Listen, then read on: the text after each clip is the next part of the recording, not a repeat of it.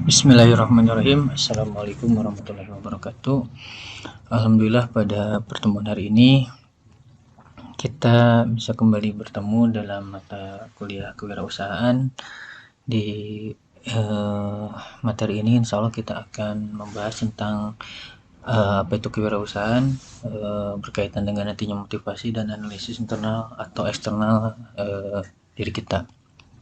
Oke, pada pertemuan kali ini pertemuan daring, cuman biasanya kalau daring itu saya hanya share video karena kelemahan di Zoom Meet atau Google Meet itu kadang materi tersampaikannya putus-putus dan kita terbatas di waktu. Nah, untuk saat ini saya biasanya pakai solusi itu kita rekam dan saya jelaskan materinya. Jadi kalian bisa pelajari kapanpun ketika kalian punya waktu luang, karena sifatnya kalau daring ini dengan saya kita bisa belajar dimanapun ya dan kapanpun.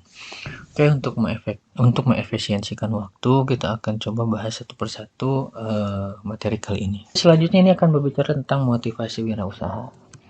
Motivasi wirausaha ini akan berkaitan dengan suatu yang mendorong seseorang untuk menunjukkan perilaku tertentu. Jadi motivasi mah dorongan. Kalian melakukan A, kalian melakukan B, pasti ada dorongannya. Orang pasti memiliki niat tertentu, memiliki keinginan tertentu dalam melakukan sesuatunya. Kayak sekarang kalian kuliah pasti ada motivasi tertentu, entah untuk pengen jadi ustadz, entah pengen jadi pengusaha, entah pengen jadi ahli, entah pengen jadi guru, entah pengen jadi ibu rumah tangga. Tapi ada motivasi yang menggerakkan kalian untuk mengarahkan terhadap hal-hal tersebut. Kemudian ada peran motivasi dalam organisasi. Apa sih perannya? Nah, selain tadi memberikan dorongan, ingat ya, dorongan itu bukan asal dorong. Pasti kita pun ingin dong didorongi ke arah yang lebih baik. Karena ingat, kewirausahaan berkaitan dengan namanya sebuah peningkatan, sebuah perubahan, dan sebagainya. Oke, peran motivasi dalam organisasi pertama untuk memenuhi kebutuhan atau kesenjangan kebutuhan kita. Misal kalian butuh hidup, butuh materi, berarti kalian harus bekerja. Bekerja pasti berkaitan dengan motivasi. Ya, kemudian ketika kebutuhan itu muncul, maka kalian mencari sebuah pencarian jalan keluar. Misal kalian butuh makan, apa nih jalan keluarnya? Kerjakah, usahakah, atau apa? Terus pilihan perilaku untuk memenuhi kebutuhan tadi, kerja apa, usahanya usaha apa. Setelah itu kalian lakukan, artinya ada evaluasi atas pemenuhan kebutuhan. Jadi ini dievaluasi, cocok nggak sih pekerjaan ini? Bagaimana ya usaha ini, cocok nggak sih? Dan seterusnya. Sehingga nanti kalian akan menentukan kebutuhan kalian masa depan dan cara menggapainya seperti apa. Ini yang saya bilang di kondisi kewirausahaan kita, apalagi untuk laki-laki, penuhi kebutuhan kalian, rencanakan kebutuhan kalian sedini mungkin, karena kita punya waktu untuk berubah itu. Ini prinsip yang dikenalkan oleh saudara saya adalah maksimal kita 30 tahun harus sudah memiliki usaha yang pasti. 30 tahun kita harus memiliki usaha yang sudah ideal, dan itu harus kita lakukan prosesnya dari sekarang. Selanjutnya adalah tentang motivasi dan kebutuhan hidup manusia. Oke, di sini kita akan pahami dulu tentang tiga teori kebutuhan manusia. Ini dari Atkinson dan McClellan. Ada kebutuhan untuk NH, kebutuhan untuk berprestasi, need of achievement. Jadi manusia itu butuh yang namanya prestasi. Mereka pasti kalian ini memiliki karakteristik yang menyukai tantangan, beresiko, dan adanya tanggapan. Selanjutnya adalah kebutuhan berafiliasi, melakukan komunikasi dan interaksi sosial, and affiliation. Jadi manusia itu butuh yang namanya kehidupan sosial. Apalagi kita lah ya, di dalam lingkungan agama butuh yang namanya kehidupan sosial. Kalian makhluk sosial ya, butuh kehidupan bersosial. Dan adanya nanti need of power, kebutuhan akan kekuasaan. Tingkatan dari seseorang dalam melakukan kontrol atas situasi dan lingkungan tertentu. Kalian butuh yang namanya menguasai diri, menguasai keadaan. Nanti kalian memimpin suatu organisasi atau kalian memimpin usaha kalian secara mandiri atau secara tim, butuh yang namanya need of power. Jadi kita butuh yang namanya tiga teori ini. Tinggal kalian asah, tinggal kalian lakukan, tinggal kalian praktekkan. Oke, selanjutnya adalah tentang motivasi pemenuhan kebutuhan hidup. Apa saja ini kita lihat ya, teori hierarki kebutuhan dari Abraham Maslow. Di sini kalian butuh yang namanya keamanan fisik. Kalian butuh yang namanya keamanan, kalian butuh namanya sosial, kalian butuh yang namanya penghargaan, dan kalian butuh namanya aktualisasi diri. Fisik kita butuh namanya makanan atau minuman. Kalian kerja pasti butuh yang namanya gaji. Sekecil apapun kalian butuh yang namanya materi. Keamanan, kalian butuh yang namanya kestabilan, kalian butuh yang namanya rencana pasca pensiun. Kalian kerja untuk apa, investasi untuk apa, nabung untuk apa. Selanjutnya kalian butuh yang namanya sosial. Kita kerja, kita hidup, kita usaha, pasti membutuhkan yang namanya respon, butuh yang namanya koneksi, butuh yang namanya networking. Makanya kita butuh yang namanya sosial. Ada persahabatan, ada teman kerja. Selanjutnya kita butuh yang namanya penghargaan, dihargai oleh lingkungan, dianggap oleh lingkungan, dan kita akan mendapatkan sebuah pengakuan atas status atau jabatan tertentu. Selanjutnya kita butuh yang namanya aktualisasi diri. Kita butuh sesuatu yang lebih menantang dan kita butuh sesuatu yang lebih berprestasi. Makanya dalam aktualisasi diri kita sudah lagi tidak cari aman, tapi kita cari nyaman. Sekalipun kita aman dengan penghasilan kita hari ini, tapi ketika kita tidak merasa nyaman, kita merasa harus ada yang dikerjakan, kita akan kerjakan langsung. Sehingga orang pada fase aktualisasi diri ini akan semakin mengecil, akan semakin kecil, dan biasanya orang yang bisa mewujudkan pola aktualisasi diri akan menjadi seseorang yang lebih berhasil, lebih konsisten, minimal dia akan lebih sabar dalam menghadapi setiap kondisi yang selalu akan dihadapi, kondisi ketidakpastian, kondisi ketidakmungkinan, kondisi yang penuh dengan risiko dan sebagainya. Oke, selanjutnya di sini ada analisis internal dan eksternal. Ini akan kita coba bahas secara singkat saja ya, karena ini nanti selebihnya akan kita coba analisis lebih lanjut tentang analisis internal dan eksternal ini. Oke, kita mengenal yang namanya dengan locus of control. Locus of control ini adalah membahas tentang cara pandang seseorang terhadap suatu peristiwa yang terjadi pada dirinya. Jadi kita ini kan menghadapi suatu keadaan, sering terjadi A, B, C, dan D, ini kita harus bisa memfokuskan bagaimana pola hidup kita, memfokuskan bagaimana sikap kita terhadap keadaan yang sudah terjadi. Di dalam locus of control, kita merujuk kepada suatu kepercayaan bahwa seseorang dapat mengontrol suatu peristiwa kehidupan dengan kemampuan sendirinya. Ya, jadi kejadian yang terjadi di lingkungan kita, kejadian yang belum kita, yang tidak kita harapkan, itu harus menjadi sebuah peristiwa dan harus bisa kita kontrol emosinya, keadaannya, situasinya, dan seterusnya. Di dalam locus of control ini setidaknya ada dua ciri. Yang pertama adalah locus of control internal.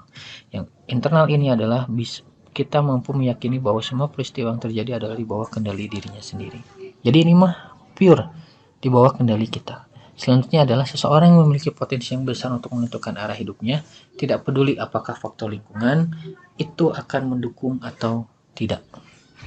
Selanjutnya, memiliki kemampuan dalam menghadapi tantangan dan ancaman yang timbul dari lingkungan dan berusaha memecahkan masalah dan konflik yang terjadi.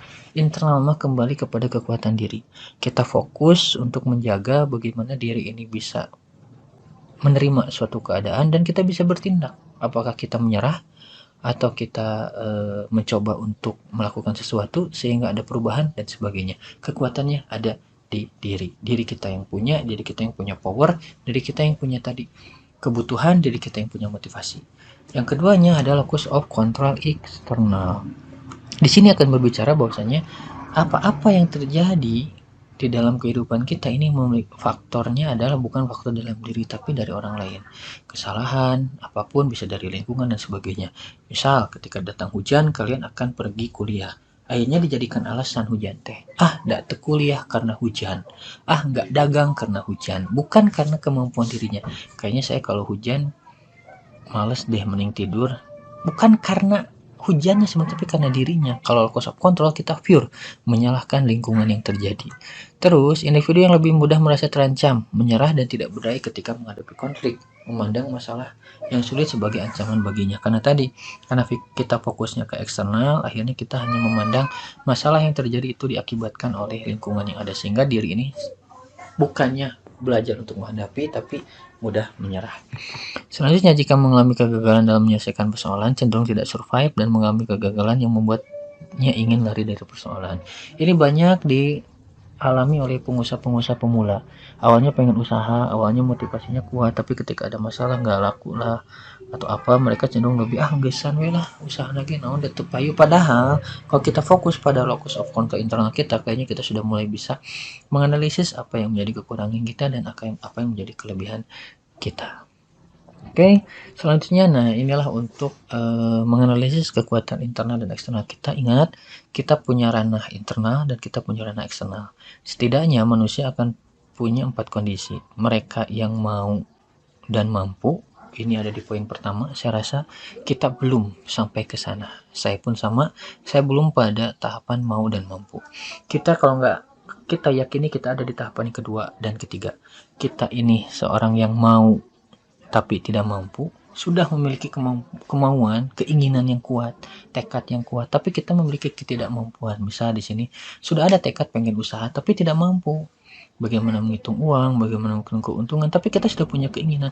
Pertahankan itu dan lakukanlah sesuatu yang bagaimana potensi diri kalian ini bisa mengontrol dirinya. Bagaimana locus of control internal kalian, bagaimana locus of control eksternal kalian bisa berperan terhadap sesuatu yang positif.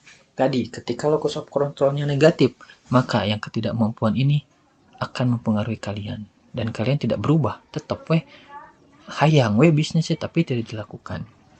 Ada yang tipikal orang yang ketiga, itu mampu tapi tidak mau. Mereka mampu, ide punya, modal punya, terus keinginan punya, tapi keinginan apa? Ya fasilitas punya, tapi mereka tidak mau. Banyak kok orang yang seperti ini. Makanya kita harus bisa menganalisis diri kita. Rasa malas, rasa takut, rasa minder, ini akhirnya harus kita perbaiki. Sehingga kemampuan kita akan didorong dengan keinginan kita. Nah, inilah yang harus kalian pahami, ada locus of control di sini. Bagaimana peran internal dan eksternal kita bisa membantu membawa kita pada sebuah kondisi yang lebih baik. Ada juga orang yang keempat nanti, yaitu orang yang tidak mau dan tidak mampu. Ini diakibatkan karena tadi dua poin kedua dan ketiganya tidak kita maksimalkan. Alhasil kita akan menjadi seseorang yang merasa mau, merasa mampu, merasa tidak mampu, merasa mampu dan merasa tidak mampu. Ini turun. Akhirnya kita ada rasa tidak bisa melawan keadaan, tidak bisa bertindak, tidak bisa memperbaiki kemampuan dan sebagainya. Akhirnya kita masuk ke poin yang keempat, yaitu tidak mau dan tidak mampu. Ini hati-hati. Ini yang harus kalian pahami. Kalau kita sudah masuk poin yang keempat ini, saya yakin kalian sudah ada di dalam fase dimana kalian tidak mampu mengendalikan diri. Kita depresi, kita minder, kita takut, kita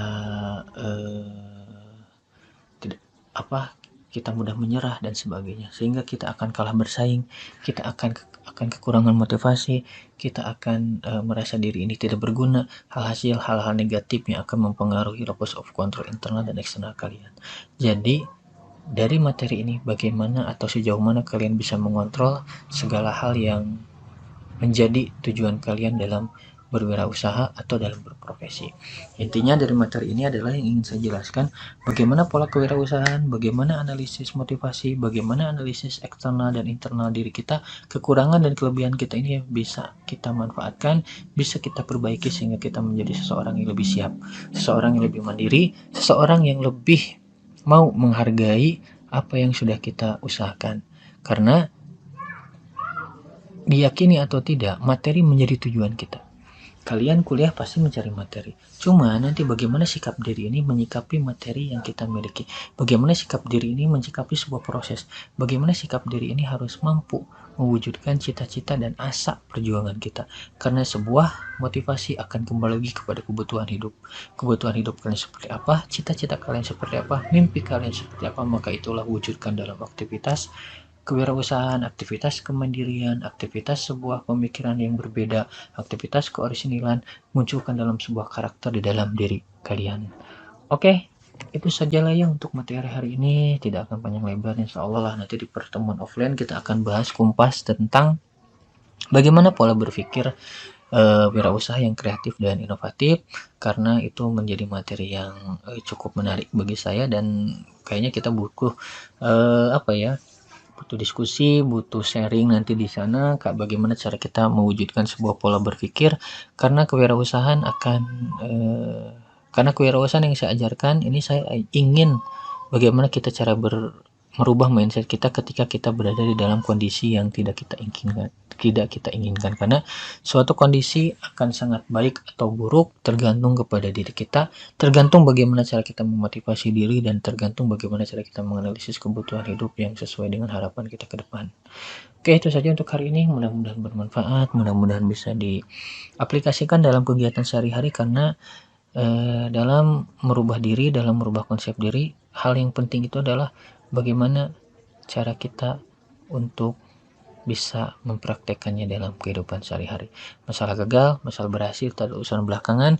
Yang penting kita mau mencoba, kita mau gagal, maka di situ akan ada pelajaran, akan ada pengalaman.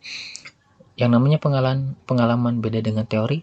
Teori kalian bisa beli bukunya, bisa kalian baca bukunya, tapi yang namanya pengalaman kita harus bisa merasakan, kita harus bisa memunculkan feel-nya, kita harus memunculkan rasa optimisnya, rasa pesimisnya harus kita munculkan, sehingga kita ada perbaikan-perbaikan. Ketika kita optimis harus seperti apa, ketika kita pesimis harus seperti apa, karena dalam dunia usaha muncul yang namanya ketidakpastian.